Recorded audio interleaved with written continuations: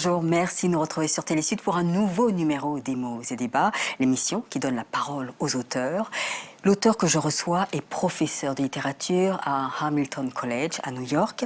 Il est également l'auteur de plusieurs ouvrages, de Michel Léris et le Négro africain aux Nouvelles du Sud. Il est aussi l'auteur du Discours africain à l'ère des exorcistes en 2014 et puis L'Impair de la Nation en 2007. Je vous présente Joseph Mantouali. Bonjour. Bonjour Patricia. Vous allez bien? Très bien et merci de me recevoir. C'est normal pour découvrir cette superbe histoire, l'histoire vraie de Coco Ramazani. C'est dans votre livre « Tu le diras à ma mère » aux éditions Présence africaine. Nous commençons tout de suite au fil des pages.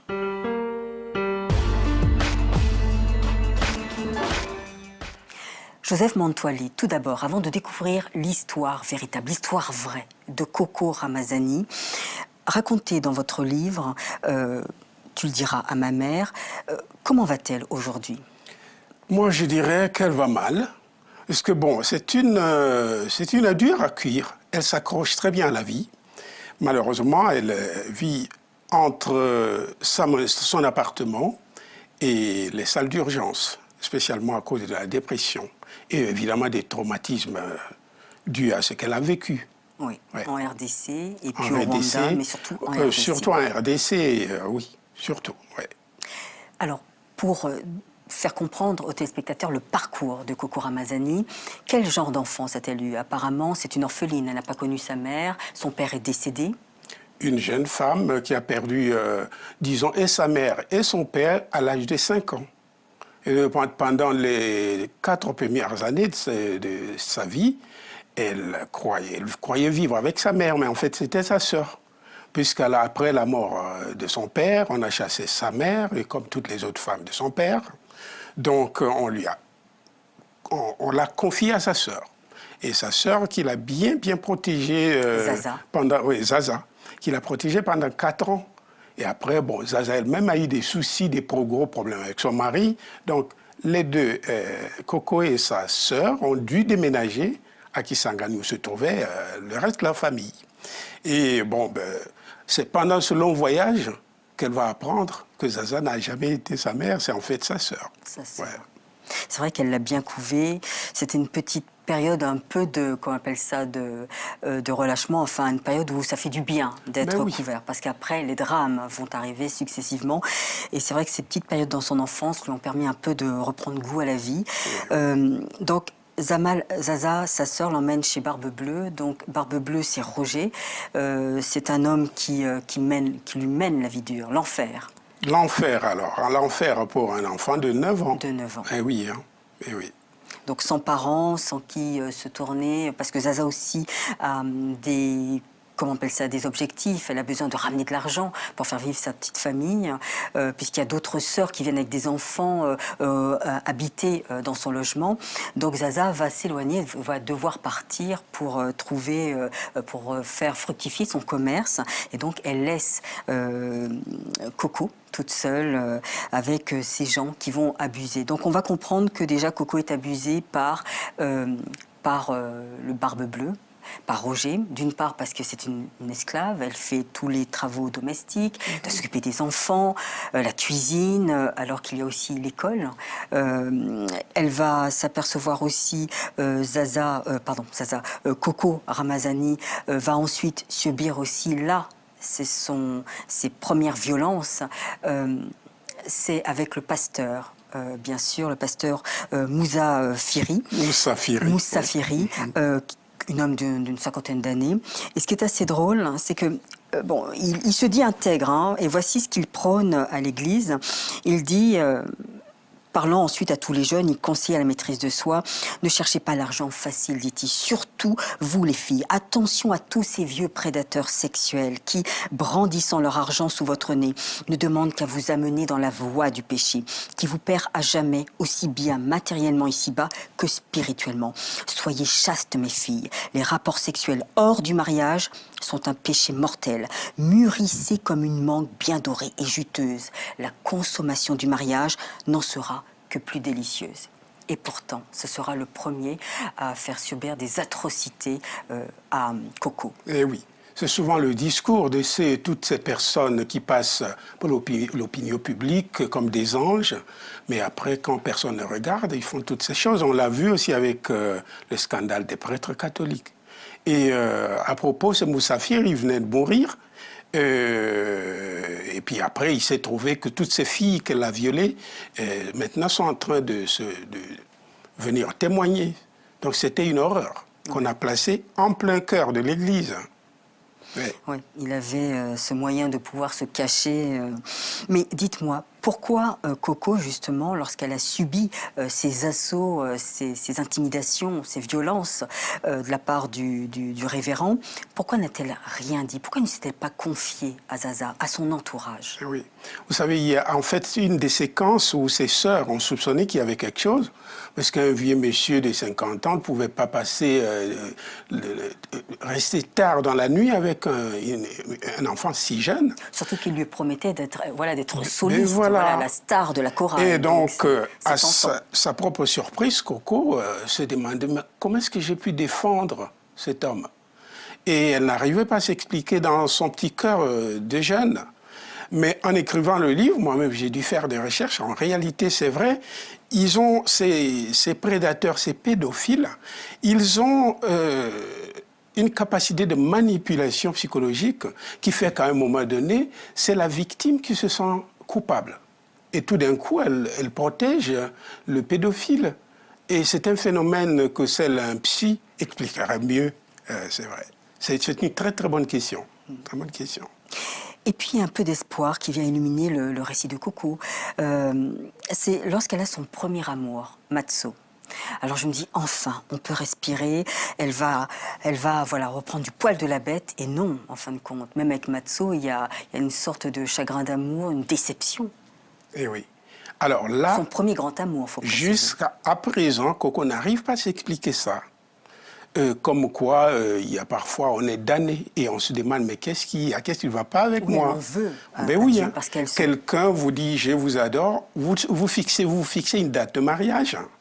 Vous êtes en train de confectionner votre robe et vous apprenez que non, il s'est fiancé. Et on a de la chance que cette fille n'ait pas prise trop tôt par la dépression qu'elle a maintenant, puisqu'on ne l'aurait jamais connue. Hein. Oui, Matso lui a fait ce coup. Et puis ça n'a pas arrêté jusqu'à présent. Oui. Eh oui. Alors, elle va à la faculté, elle a son diplôme d'État, son examen d'État, son bac. Donc, elle voulait être en biologie, mais apparemment, il n'y avait plus de place. Donc, on l'a inscrit en anglais, si je me souviens bien. Oui. Et là encore, il y a comme si le sort s'acharnait sur Coco Ramazani. Les professeurs sont tellement corrompus qu'ils demandent à certains élèves, pour qu'elle puisse passer l'année suivante en classe, on va dire, supérieure, de bénéficier de certaines faveurs. Ouais. Ça existe encore? Ça existe encore. Et un des grands mérites de ce livre de Coco, c'est de dénoncer certaines choses qu'on tait et qu'il faudra absolument dénoncer. Et ça existe encore. Les profs, il y a un terme très amusant à l'université Kinshasa aujourd'hui, on parle des notes sexuellement transmissibles. Ouais. Ben oui, hein, c'est un phénomène généralisé qui, si on n'y fait rien, il n'y a aucune raison que ça s'arrête. Donc, elle a le mérite de le dénoncer. Espérons que ça va commencer une nouvelle ère où les enfants iraient à l'école, où on ferait de l'école un meilleur endroit, un havre de protection pour les enfants. Mais pour le moment, c'est le contraire. Surtout cette description des rideaux qui sont baissés. Pourquoi les salles, on appelle ça les bureaux calvaires. Hein. Et oui. Et oui. Et c'est authentique, hein. Elle le dit parce qu'elle l'a vécu. Oui. Je ne sais pas s'il y a toujours ces rideaux calvaires. J'espère que quelqu'un ira voir, après avoir lu l'histoire de Coco, ou après avoir suivi votre émission, aller voir qu'il n'y ait plus de bureaux calvaires pour les jeunes filles. Surtout, il faut dénoncer et accuser. Absolument, oui. Puis Coco doit s'établir à Butare, au Rwanda, chez sa sœur Gemani et son mari. Et là encore, elle oublie ses objectifs, son ambition. Étant étudiante, là, elle doit jouer la babysitter pour aider sa sœur. Elle est toujours dans l'aide, en fin de compte. Elle s'oublie beaucoup. Eh oui. Et oui, hein, chaque fois qu'elle aide, elle est payée par la monnaie de singe. Même pire, elle est payée par des abus inimaginables. Et parfois même pas de reconnaissance, des insultes. Ben voilà, pas du puisque tout. sa Ben sœur oui. même la traite cette petite de pauvre, enfin, Ben voilà. pas de retour de Oui. reconnaissance. Comment fait-elle pour se reconstruire justement? Parce que ces déceptions, comment fait-elle? Pourquoi elle ne claque pas la porte et puis elle pense à elle et puis elle s'en va changer de région? Non, elle reste quand même. Alors là, vous allez constater que tout au long de l'histoire, elle est prise au piège. Parce qu'au moment où elle est à Boutaré, elle a quitté Bukavu chez elle parce qu'il n'y a pas d'espoir, elle ne sait plus rien faire. On la transfère là, mais rentrer à Bukavu pour faire quoi?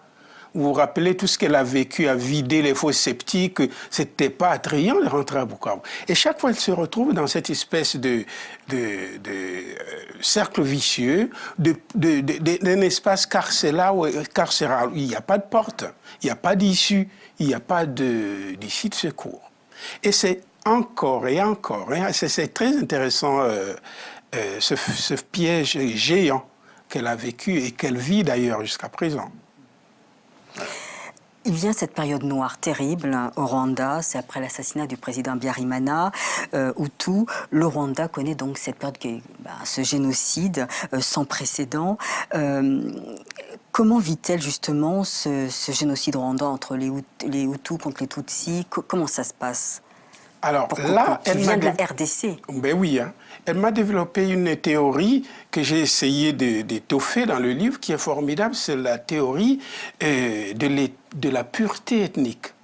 C'est une histoire absolument absurde, où vous avez deux groupes ethniques qui parlent la même langue, qui ont la même culture, et qui se tuent au nom simplement du groupe ethnique. Moi, je suis Tutsi, vous êtes Hutu, et c'est une bonne raison, c'est suffisant pour massacrer les uns et les autres, comme ils l'ont fait. À un moment donné, c'est ce massacre, c'est ce génocide des Tutsis, mais des Hutus aussi, souvent on oublie ça, beaucoup de Hutus ont perdu leur vie.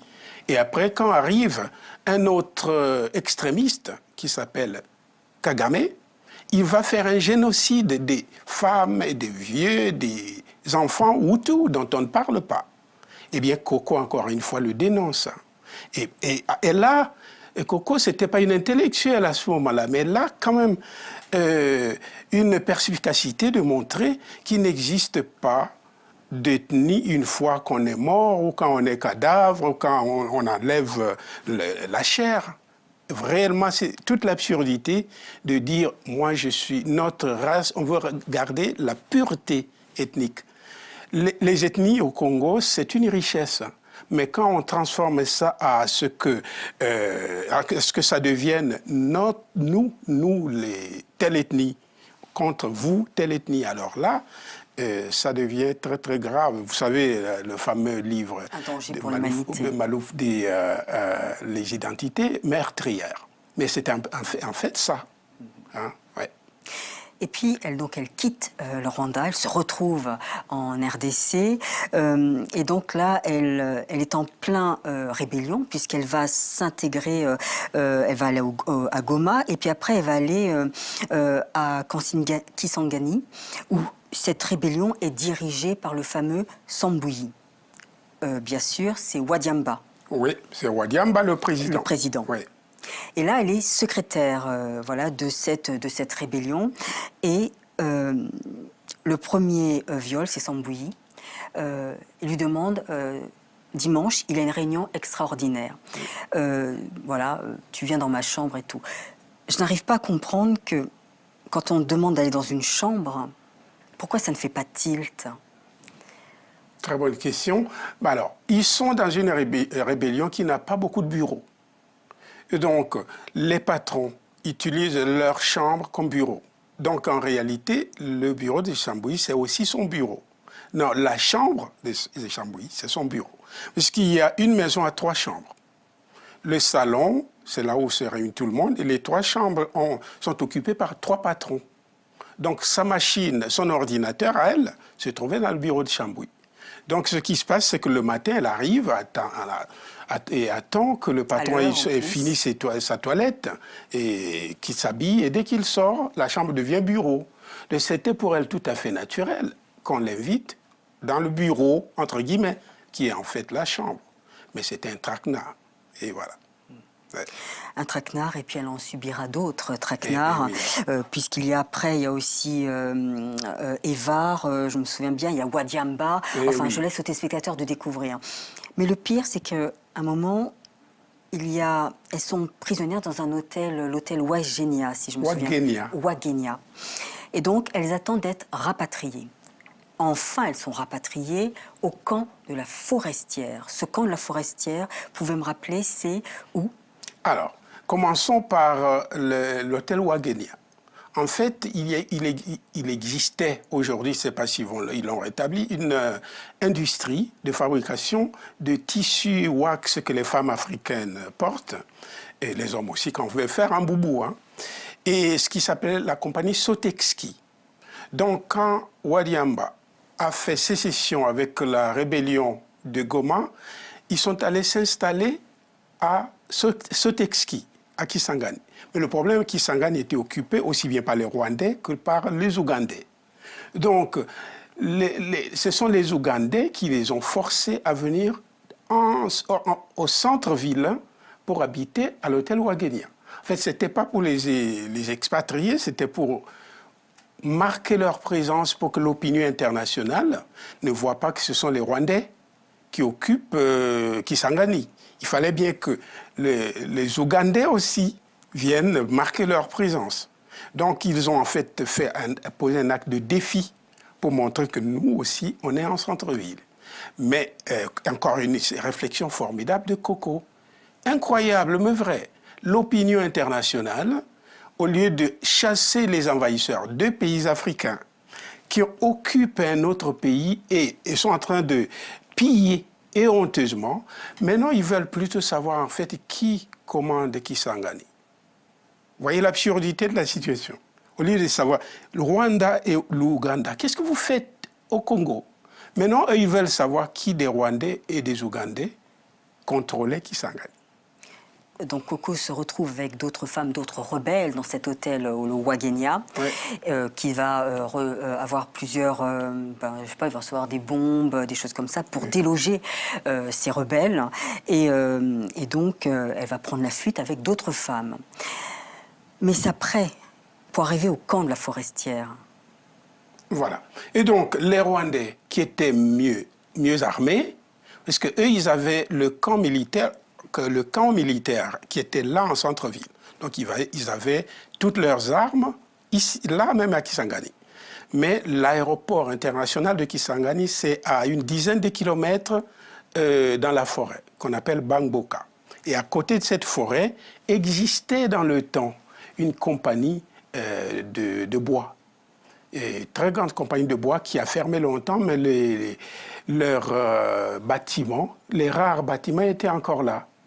Alors, et Wadiamba et toute l'équipe des dirigeants, évidemment ayant perdu la guerre à Kisangani, se sont retrouvés à la Forestière, dans les bâtiments de cette ancienne compagnie. La Forestière est juste à côté de l'aéroport international Bangboka. Voilà pourquoi ils se sont retrouvés là. Et donc la question c'était, comme ils sont entre les mains des Ougandais, il fallait bien que l'avion qui est juste à proximité, les prennent en toute sécurité et les ramènent à Kampala. Voilà, malheureusement, tous les hommes s'en vont, ils laissent les jeunes filles seules. Quand est-ce qu'ils vont venir les récupérer? Aucune idée. Imaginez-vous ça, des jeunes filles dans un camp militaire avec des militaires drogués, 2000 militaires, toutes seules au nombre de 5. Imaginez la catastrophe. Oui. Et en tout cas, vous le décrivez très bien, ces catastrophes, ces violences sexuelles, ces atteintes, c'est horrible. Dernière question, je laissais aux téléspectateurs de découvrir votre récit, votre histoire vraie de Coco Ramazani. Dernière question pour passer à la deuxième partie de l'émission. Vous avez promis à Coco que son histoire serait entendue à la Maison-Blanche, à l'ONU et partout ailleurs. Alors, avez-vous trouvé le temps, justement, de faire entendre le message de Coco? Oui, je dirais même doublement. Alors, la première chose, laissez-moi tout de suite d'abord, avant de commencer et de donner la réponse, avant de donner cette réponse, que ça n'a pas été facile de tirer cette histoire de Coco. Vous imaginez tout ce qu'elle a vécu. Hein. Ça m'a pris 2 ans rien que pour tirer l'histoire. Et donc, bon, une fois que j'avais l'histoire, l'écriture est allée très vite. En fait, le premier jet, je l'ai fait en 1 mois. Donc, le plus dur, c'était tirer l'histoire. Ensuite, quand l'histoire est sortie, il y avait au niveau de la sécurité des Nations Unies des gens qui commençaient à dire non, le Rwanda, ce qu'ils sont en train de faire n'est pas correct. Mais chaque fois qu'ils prenaient des mesures au niveau de la sécurité des Nations Unies, le gouvernement américain bloquait. Alors, à ce moment, moi, je finissais le livre. Et donc, le livre est fini. J'étais contre la politique d'Obama. Qu'est-ce que je me suis dit? Qu'est-ce que je peux faire? Puisque ce livre, il est sorti d'abord en anglais. En anglais. Alors, qu'est-ce que j'ai fait? J'ai écrit une longue lettre. J'ai mis les romans à l'intérieur de l'enveloppe. Et je me suis dit, peut-être que si j'envoie à Obama directement, ça n'arrivera pas. Je vais l'envoyer à Michelle Obama. Donc, j'ai pris le roman, j'ai envoyé. Évidemment, j'ai bien mis sur l'enveloppe que ça venait du professeur Montoile pour qu'on prenne ça un peu au sérieux. Mais dans la lettre, je lui ai quand même dit que c'est une bouteille à la mer. Je ne sais jamais si ça va vous arriver. Eh bien, la lettre est partie. À ma grande surprise, je recevrai une lettre de la main d'Obama lui-même, pas de Michel, mais d'Obama, qui me disait « On a reçu le cadeau, merci, etc. etc. » Alors, j'ai tout de suite vu un revirement, un changement dans la politique d'Obama vis-à-vis de Kagame. Autrement dit, ça fait quelque chose. Autrement, et le deuxième aspect, c'est que tout de suite après, ce livre a été pris, enfin pas ce livre, mais Coco a été prise en charge par beaucoup de groupes de femmes qui ont des soucis, des cas comme celui-ci, comme vous. Et donc, au moment où nous parlons, Coco se promène un peu partout aux États-Unis, grâce à ces femmes qui l'amènent un peu partout, pour une campagne de sensibilisation, non seulement contre les violences sexuelles, mais contre ce que l'Ouganda et le Rwanda sont en train de faire au Congo aujourd'hui. Oui. Ouais. C'est vrai qu'il faut rajouter, comme on a très peu de temps, on ne pourra même pas faire carte sur table, mais ce n'est pas grave. C'est vrai qu'il faut préciser que Coco, avec toutes ces violences sexuelles, tous ces abus, est atteinte à le sida.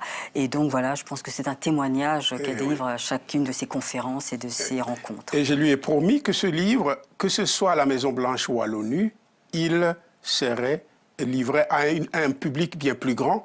Eh bien, le voilà déjà en 2 versions. J'espère que ça va continuer à se... D'ailleurs, il y a une préface dans la version française de Were Leaking qui est excellemment fait. Et on espère bien qu'il ira loin pour que les gens sachent ce qui se passe au Congo. Très bien. Très bien, merci beaucoup, Monsieur Mwantali. Nous allons passer au coup de cœur, en fin de compte, puisque Carte sur table... Est-ce que je peux ajouter juste un mot, puisque je viens de dire ce qui se passe au Congo. Parfois, les gens pourraient se dire qu'est-ce qui se passe, parce qu'il y a des gens qui ne savent pas ce qui se passe. Qu'est-ce qui a fait que très peu de temps, Alors, je vais juste ajouter que Coco donne ici la voix à des gens qui n'ont pas de voix, puisqu'au Congo aujourd'hui, il y a 500 000 femmes violées, et ça continue. Il y a 10 millions de morts. Hitler en a fait 6 millions. Il y a 10 millions de morts, et qu'est-ce qui se passe? Regardez, le silence total du monde. Et donc là, c'est la voix des sans-voix qui dénonce des crimes que le monde ignore pour des raisons évidentes. On n'a pas le temps, malheureusement, que j'aurais pu expliquer. Mais grâce aussi à l'œuvre de Dr Denis Mukwege, nous sommes au courant aussi de ces violences sexuelles dans les de la RDC. Mais que le monde sache que dans leur téléphone, dans chaque smartphone, il y a une pierre qui s'appelle coltan. Voilà la convoitise et la raison des crimes que le Rwanda, l'Ouganda et derrière eux, toutes les corporations font. Et puis, voilà la raison pour laquelle il y a silence. Mais voilà. Merci beaucoup, nous allons passer au coup de cœur. D'accord.